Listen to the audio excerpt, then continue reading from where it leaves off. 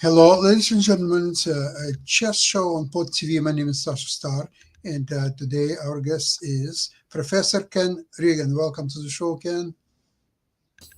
Thank you very much. Having me on as always. I'm in my office. It's my pleasure, and yes, we can see that you're in the office and you're using new computer, from what we understand.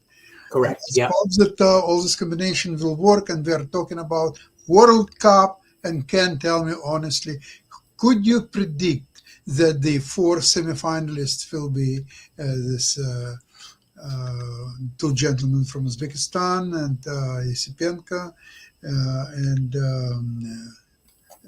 Sindarov? Well, Sindarov is from Afghanistan, and who else is there? It Well, the just two Uzbekistanis are facing each other, yeah, Yakubov and Sindarov, and they drew their game today. yes. And then it's Wei Yi, born in Eastern Yeah, China.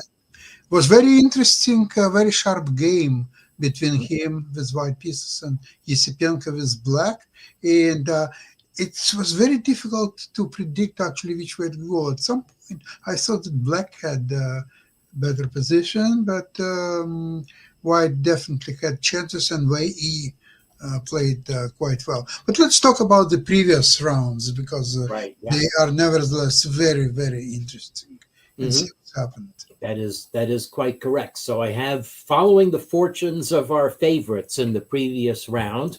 So poor Sam Shankland lost in the second round of rapid play against Esipenko, who's from Southwest Russia.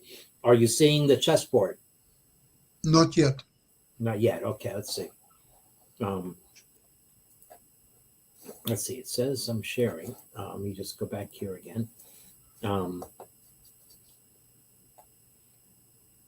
let's see. Okay, well, let's just wait a second here. So this was he was white against Esipenko and played the English Open. But I don't see the board yet. Okay, I don't see the board yet. All right, let me try unsharing and reshare again. Yeah. All I can see is your whiteboard behind you. Right. Yeah, that's fine. Let's go. Where is okay? Share screen. Okay, let's see. Entire screen and share. Now, maybe my new PC is blocking something here, but let's see. Okay. No, I don't see the board yet. Okay, I'm on the board. If not, I'll try sharing a tab. Okay. Now working? No. Not yet. I see. Okay, all right. So let me all right, so let me try sharing again. All right. Let's just try the tab. Okay, so now yeah, it definitely says I'm sharing the file to StreamYard.com. I don't see anything.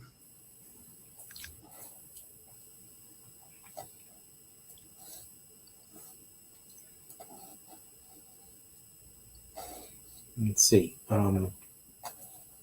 Is it being blocked by anything on my machine? No. Let's see.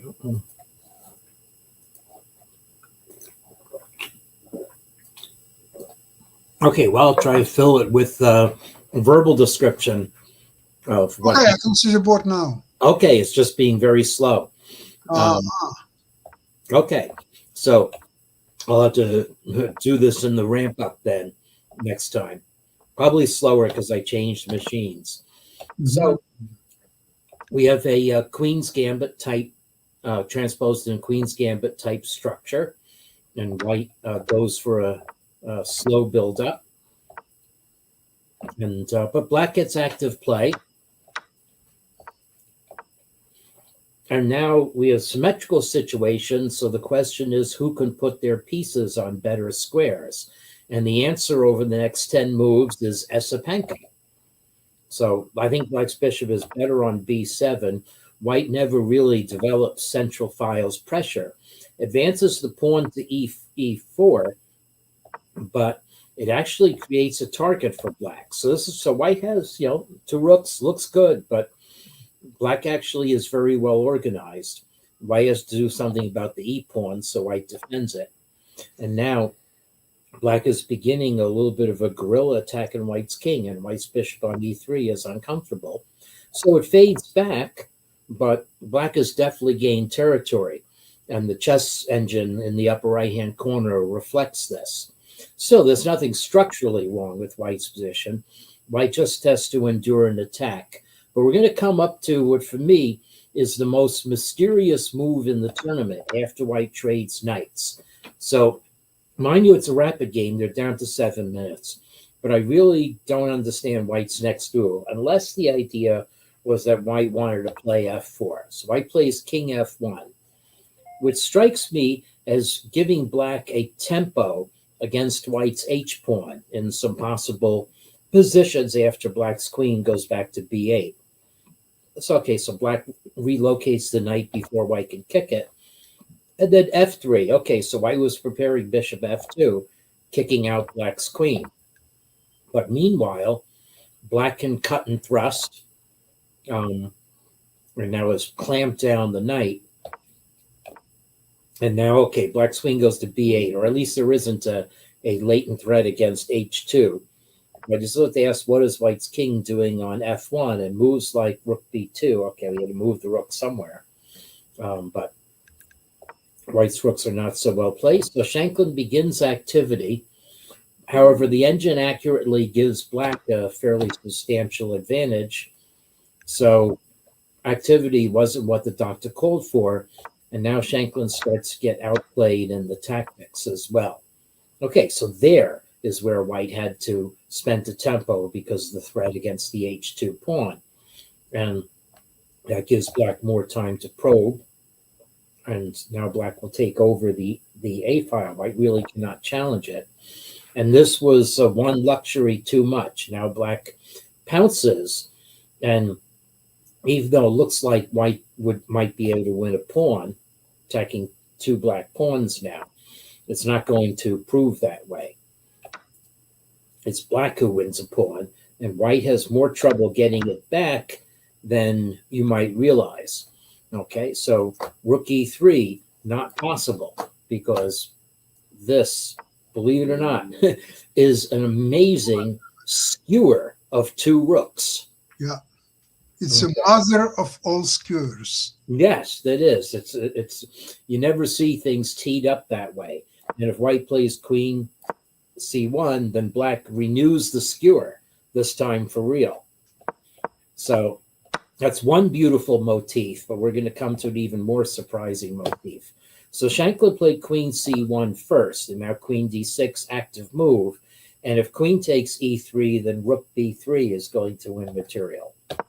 So white had to retreat. Okay, well, still can hope to get the pawn back. So let's do it. White plays rook d1. Now we're going to capture on e3. Okay, so black goes here. White spends time playing actively, but was down to 1.5 minutes. So here. Now white captures on e3. Finally. And black could have played more aggressively with rook b3, making an outside pass pawn. But this, of course, is a really good-looking move, right? It's doubling up, trying to play rook b1. And now rook b1 check, the moment of truth, with white having been down to 10 seconds before, but having been down to 30 seconds before getting the 10-second increment. So where do you put your king?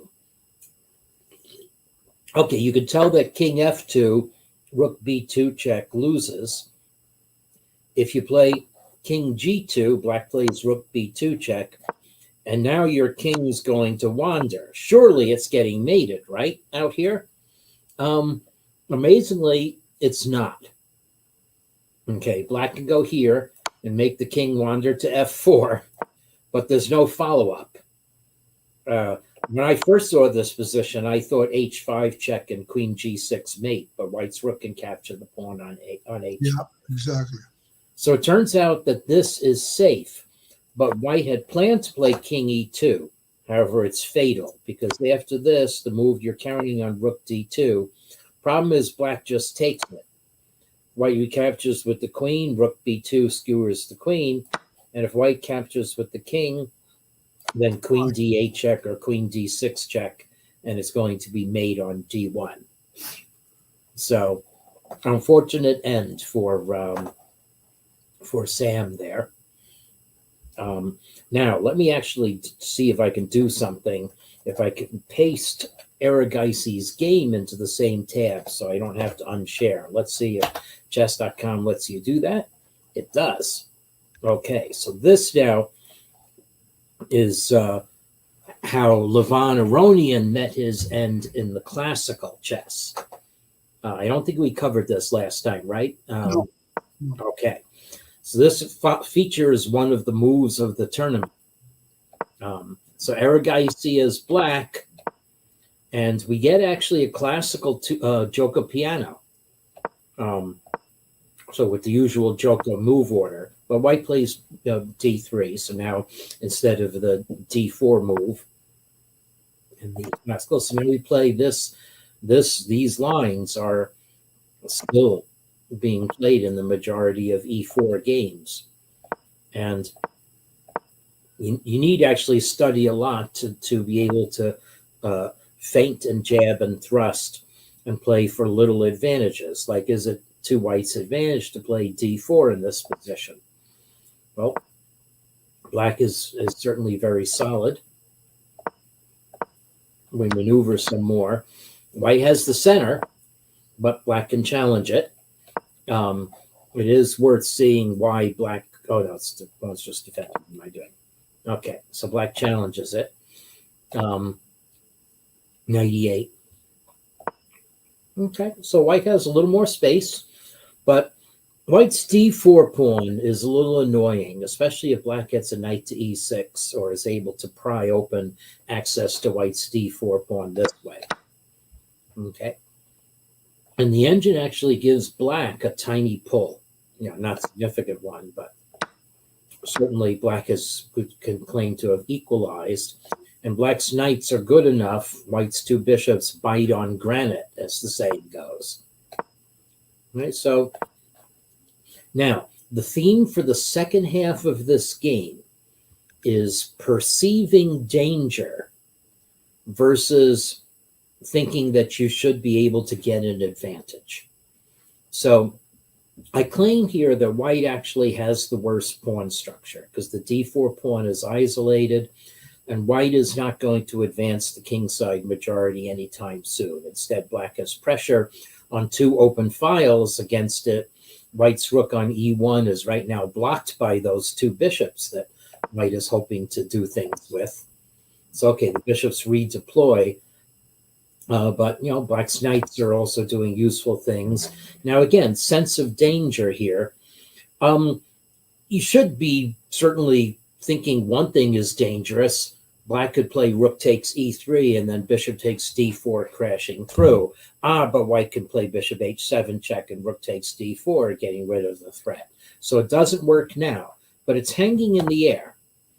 Okay. Well, white very sensibly tries to make cubby holes for his pieces. But here now is where white starts stepping into trouble. This looks good. We're setting up a latent threat of capturing on g5, not latent threat, and coming into h7.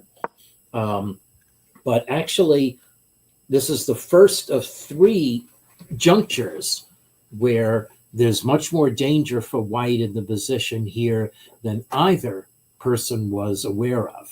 So it turns out that queen h7 check is an empty threat and black can crash through. Okay, now we're putting pressure on e3 and d4. We're possibly going to play queen h3, and queen h7 check is an empty threat. Right? White can't even play a piece to g6. So, but it's very hard to see that black has winning compensation for this piece because, well, okay, the queen is coming into h3, so maybe we shouldn't have given check. But if you go bishop f2, then I was going to play queen h3, but actually capturing on e1 and playing queen g4. Oops, what did I do wrong here? Wants you to capture with the bishop. What's wrong with capturing with the rook? Wow, this is really subtle. Then queen h3. Okay, and white is actually schnockered in this position because the bishop e3 Well, I was going to say black plays rook takes e3, but that's not what the computer's saying to do. Computer's just pointing out that even though white's a piece ahead, the bishop on b1 is only threatening this empty check on h7 that doesn't go anywhere, and white is being ganged up upon. G3 will fall and white will be mated. So, that's very hard to see even in a classical game. So I won't blame Erigaisi for missing that one. That's really computer now. So Erigaisi plays a very sensible move, g6. So white castles away. Okay. And now white gets to reorganize a bit, preserving the two bishops, attacking something, now challenging black's knight, and this comes off the board. White's bishop is back where it was, but at least there's not something else that's attacking it. So black just consolidates, but here again is white is let down by the sense of danger. You think white's very solid, two nice bishops. White is, pawns that we're doing a pawn storm against white's kings. White's pawns look solid. Even rook takes e3 isn't much of a worry in this position. So you think you can play here. But black has a surprising combination, because I'm sure that Aronian saw this, okay, and saw that if white captures, then rook takes e3 and queen f4 check. But the reason why you would reject bishop takes h2 is that white can capture the knight. Okay, well, black moves the bishop. All right, we trade rooks. And now white's a piece ahead, but the question is, where is white's bishop on g5 going? If it just goes back, say, to c1, now we are going to invade, and it's checkmate down here. Well, So again, even though this was a classical game, both players overlooked this chance. And as I said, it's a case of not having the Petrosian sense of danger. oh, about Petrosian, he played at least 3 matches for the World Championship, and he had second Grandmaster Boleslavsky. So whenever the game was adjourned, at that time there were adjourned games after 40 moves. So analysis would always start with a question by Petrosian: do I have a draw? That was his question number 1. Then they would start to analyze move by move. Incredible feel of danger. Yes, so that would have been a great question for Aronian to ask, even though he was white, Exactly. and perceived that he should be the one pushing with two bishops against black knights. Okay, so Erigaisi didn't see that, but it's going to be third time lucky. Okay, bishop g1, nice, safe, solid square. What danger could there be here? All right, so we double up, but we're going to challenge those. And actually here, this is the real move that shows that Aronian did not think he was in any danger. Taking the time to play a3. Are we contemplating b4, or are we making a hole for the bishop on a2? No, we're not doing that. I don't know. It's a harmonious move. But, all right, so black now is maybe thinking of a pawn storm, maybe thinking of putting the king on h6, who knows. But white now decides to, I don't know what that move is for either. Now white decides that it's time to challenge black's rook. So this is where Aronian thought there was some danger. So rook e1. Oh yes, there's danger. Knight h3 is on the board. And so now if white captures the knight, then rook takes e1, queen takes e1, queen takes f3 mate. And if white falls back, then black just captures here. We're threatening mate, so we don't have time to take on e6. And if queen takes, then rook takes e3 and queen takes h2 mate. So seeing nothing to do, Aronian resigns. Sudden end. like a quarterback throwing an interception to end the game. You see, the problem with these two classical games is that whoever plays first game with white either has to agree to a quick draw and try to draw a second game and then go into blitz and rapid games and all that stuff, or they are trying hard to press with white and win, and this way to guarantee themselves going to the next round. But this is the problem now, that is everybody is booked so well with all the latest theory. So white has to accept the incredible amount of risk trying to win the first game with white. And in this tournament, we could see a lot of players who are playing first game with white left out. They lost their game, and once you lose with white, there is very little you can do about it. Yeah. So we'll see another example of what you've just said, but in the tie breaks itself. Okay, so this is how Arjun Erigaisi, the last home country favorite Indian player, who that's his rapid rating showing, I guess. He has been near 2,800. He is considered the best player in the world who was not qualified for anything major yet. And this was his chance to get into the candidates. But as he posted on Twitter after this game, it was a heartbreak. So he's white. The way he plays the Petrov, good Russian defense, hard to crack. Okay. So it's a question of whether white can develop anything, again, with a few extra tempos at the cost of a slightly compromised pawn structure. So white, of course, goes for attack. And now this is an obvious trap. If white takes on d5, then bishop takes h2, wins for black. But white can fall back. And now c4 is actually a very important move in this position. Without it, white actually would then capture on c5 and have a definite initiative. Okay. So, all right. So this is an intermezzo. Black couldn't capture white's bishop because queen f6 would be mate. But queen f6 is not mate because now black can play bishop f8. So white just retreats. And now black is able to oppose queens and get a pawn. So white has a little initiative still here. But the pawn structure still favors black in certain ways, even with g4 as a potential weakness. And this will play out in the game. So from here on, completely equal position, Wade masterfully outplays Shankland.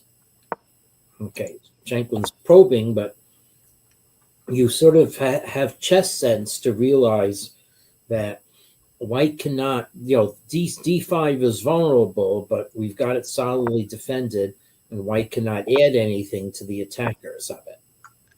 So white is trying to regroup a different way and play f4 aggressively, but this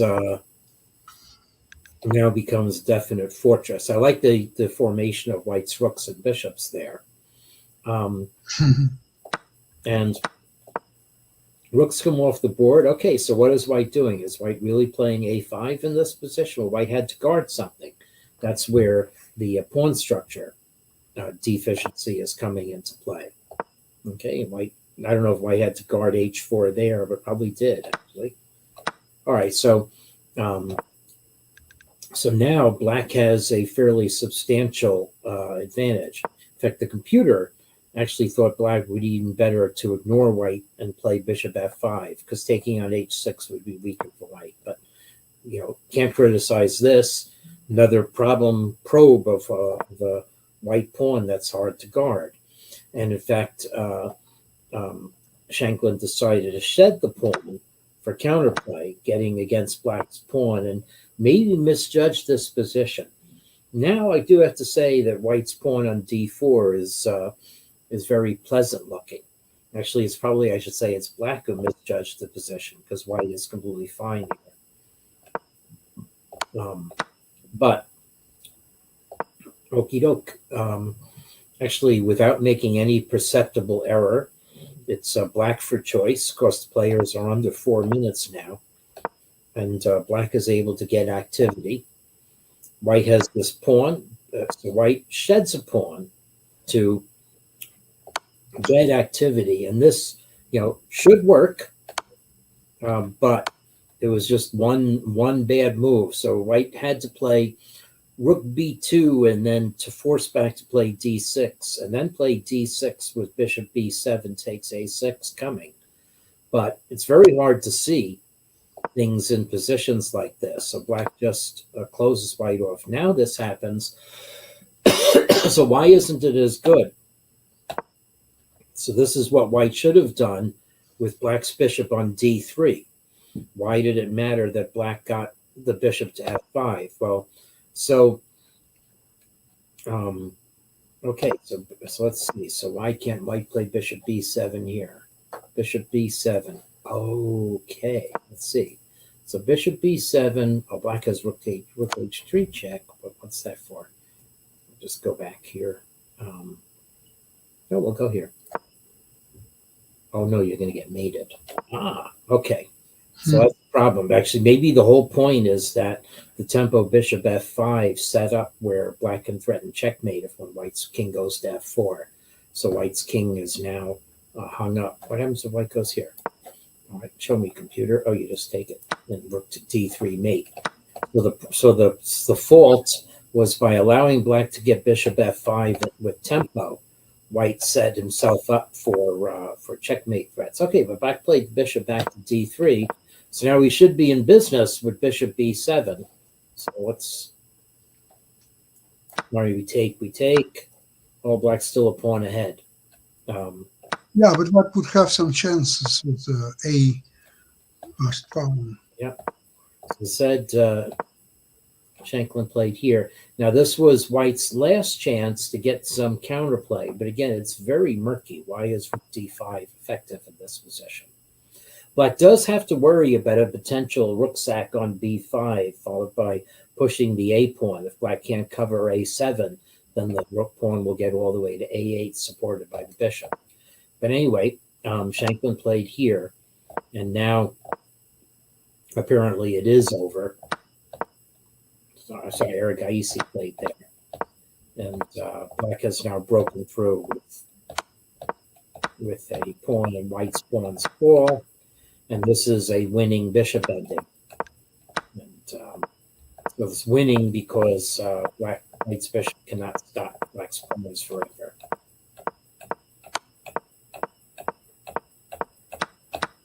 And it's over. Erigaisi actually played all the way to mate.